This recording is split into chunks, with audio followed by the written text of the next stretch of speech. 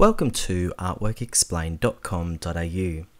In this lesson, I'll explain how to estimate a PMS color using Adobe Photoshop CS3. But before I show you how to do that, I just want to give a brief warning about estimating PMS colors from RGB or CMYK. The reason why I need to give you a warning is that RGB, red, green and blue, which is most commonly used for monitors or TVs or anything with multimedia, has 16 million colors available. Now, all those colors aren't visual, being able to see by the naked eye, but there are the possibilities of colors. Now, when we go to CMYK, cyan, magenta, yellow and black, there are only 1 million color options, and you'll typically find CMYK used in magazines and junk mail, anything that's printed on a printing press. But then you've got Pantone matching system, PMS. There are only 1,114 PMS colors available. So if we've got 16 million colors in RGB, a million colors in CMYK, and only 1,114 colors in PMS, you can see that the overlap or the accuracy of estimating from one to the other is going to be very, very hard. So I do warn you now, it's like walking along a tightrope. You can either get it right or you can really get it wrong. So I insist that you go and buy a Pantone book so that you can make sure the color that you tell your decorator will be what you think it's going to be. Never look at a screen and then go, oh, yep, that's going to look great as a Pantone color. Most likely 9 times out of 10, it's going to be incorrect. So please refer only to Pantone books and never to the screen. So now I've got that out of the way. Here I am in Photoshop. I've just got the program open. I don't have a file open, and what we've got up on the screen is the color picker.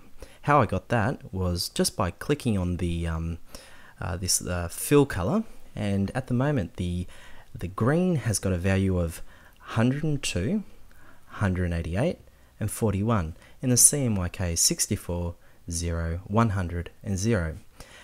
Okay, now I'd like to know what the Pantone color is, or what Photoshop estimates that color to be. So I click on Libraries, and it's telling me the estimate color is Pantone 368C.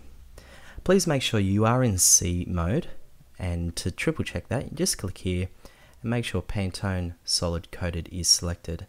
If you've got these other ones selected, please do not use those, but just use solid coated. So that's one way of estimating a PMS. Another way, and most common way, is once you've received a logo, and I'm going to open one up now.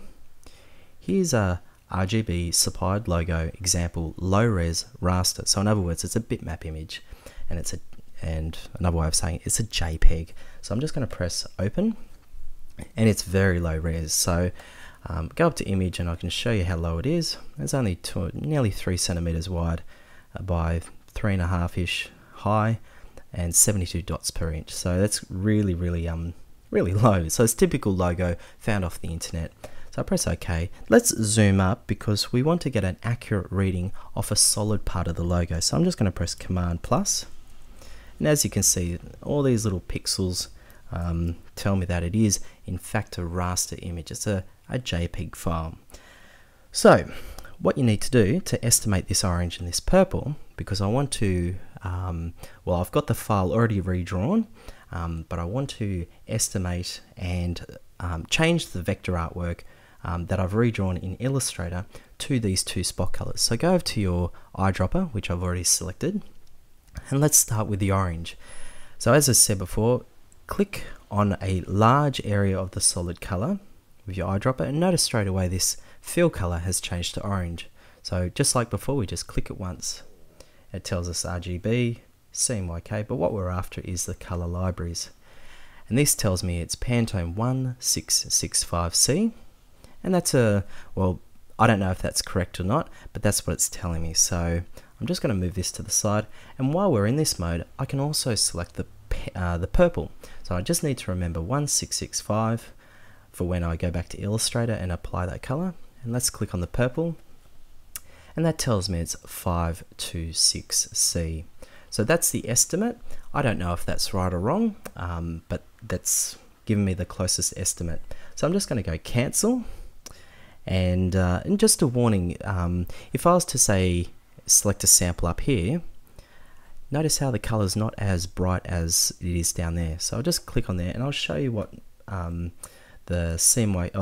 Pantone estimate has stated. So as I move around, it's just giving me all these random colors, and also with the purple, if I was to click on the edge, see how all the Pantone colors come up in different variations. So always make sure you're clicking on the solid area.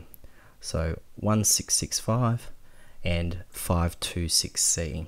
So I'm just going to go cancel. I'm just going to close that down.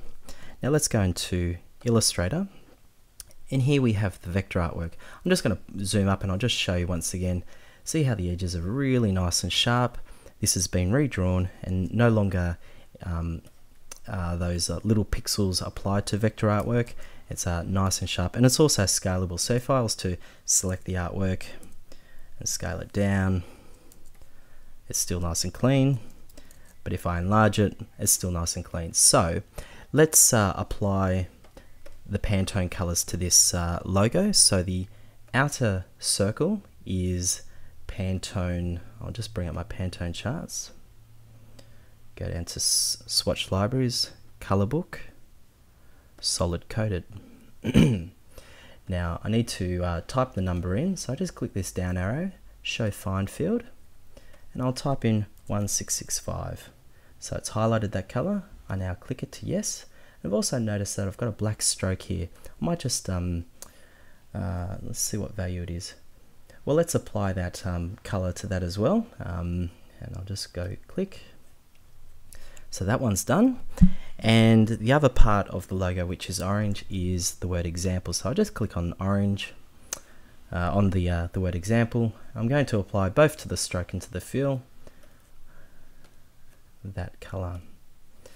Now let's go to the rest of the logo, and I was told that that Pantone color is 526, so I'll just type in 526 like that. It's highlighted this color, and I've applied that color perfectly.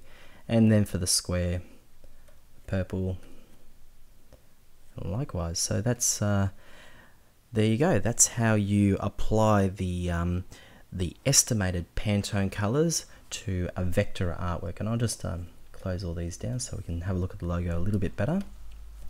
Now please, I'll say the warning again, please triple check with your Pantone book, and if your client can actually see the Pantone book as well, so they can just sign off that yes, 1665 and 526 are the correct colors. So I hope that's been helpful. Thank you so much for watching artworkexplained.com.au.